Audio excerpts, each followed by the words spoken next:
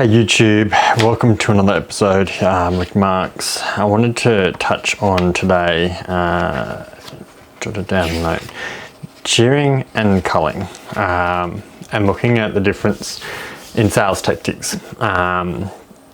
So growing up I learnt when doing business, you can either go in for the kill with the client as such, so you get the one-off, interaction, and you're done and dusted, and you sting, essentially, you pay a high price, well, they pay a high price and you pay a high price because it's an end of the relationship sort of thing. Or you can go for like shearing as such, so in the sheep mentality. So yeah, you shear the wool, and in turn you feel like you've provided them the service of that value, and they feel like they've received the service of that value. And understanding that, again, sometimes you need to establish whether or not the relationship is worth the longevity, or whether you're better off to just do that one-off. There's nothing that's straightforward or cut in that relationship either. I've had in the past, in many of my businesses, I prefer a quote model rather than an hourly rate, and that's purely because, again, I feel that I get the challenge and they also get the benefit of not knowing, knowing exactly what they're going to be charged. In that, they've also accepted, I guess, the challenge, I guess. And I also have accepted there could be risk.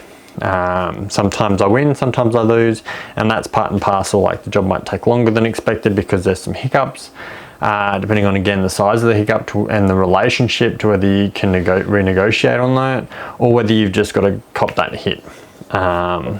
So there's never a clear cut, and I guess this is that challenge in business, is people look for like a pricing model, or how much do I charge? And this is even into consultancy. And there is really, the only method is, if you're charging a figure and someone's out there paying for it, then you've got a client.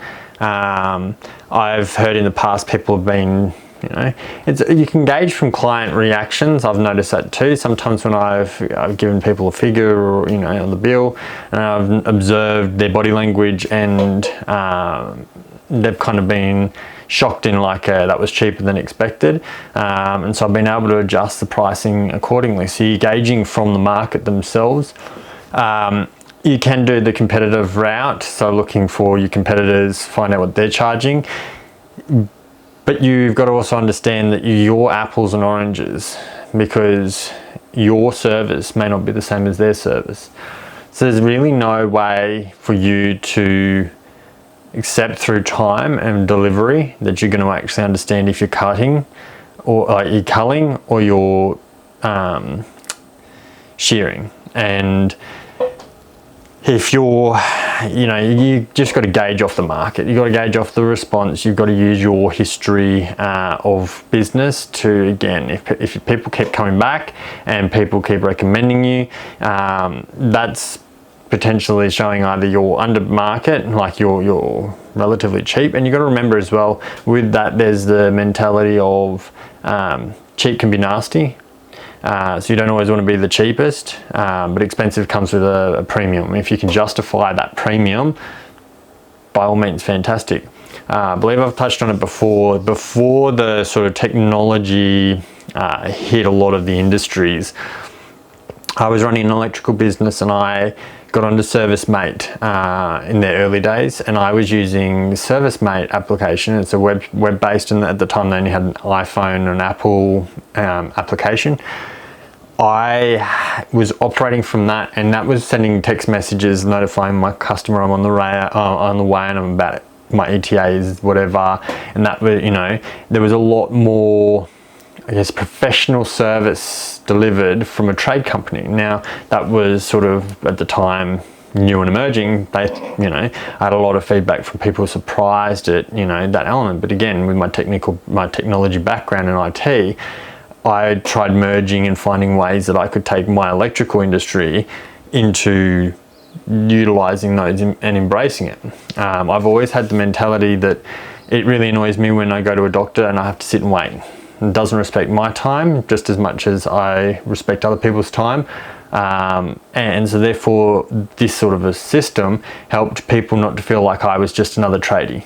So I guess they look at it and like, if I was paying a little bit more, I knew he was going to show up. I knew he was on his way, all those sorts of things. I always tried to make sure also my payment methods were updated and kept current. So, I didn't get it back in the day with PayWave and Tap because it wasn't around.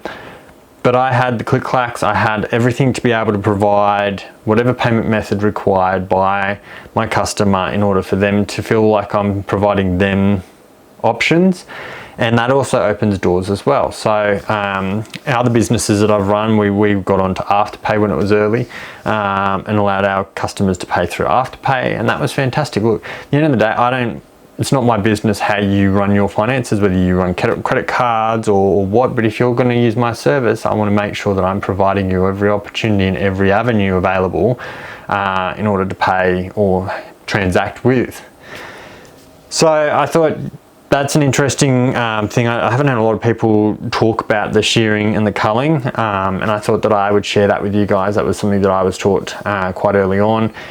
In how you want to view your relationships with customers. Now, there have been customers in the past I sort of knew from sort of early on that they were going to be a challenge as a customer in meeting their deliverables, and I chose to go sort of for the kill. So I priced, and that's the thing when you're quoting, I have often put in, like, I guess it's like a penalty in a sense, to kind of buffer and make it so that, again, they're paying a higher premium, but this is because I can already tell from my engagement with them, we're going to end up having a number of variations and changes, and nothing's going to be clear cut, and communication's a challenge because even just in the negotiation at the beginning, there's challenges already.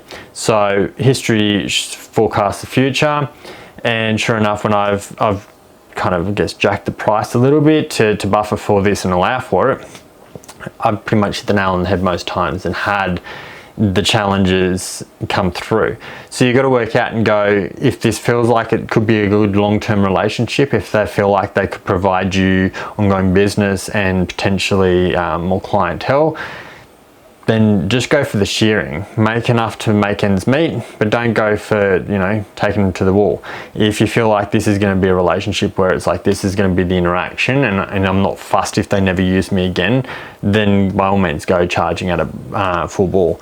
But I feel that I've seen a lot in this sales tactic of like the hammer approach, you're going to miss out. It's like using the fear and those tactics to get you to buy the product.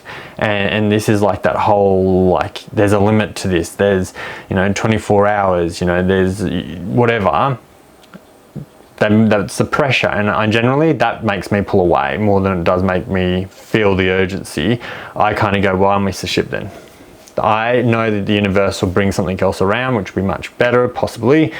And I'm not going to run into feeling pressurized into something that I may or may not like or want. And I've turned down quotes before myself when they've been like, oh, but you need to let us know by the end of the week, otherwise we have to let your spot go. I'm like, okay, maybe you just got to let my spot go.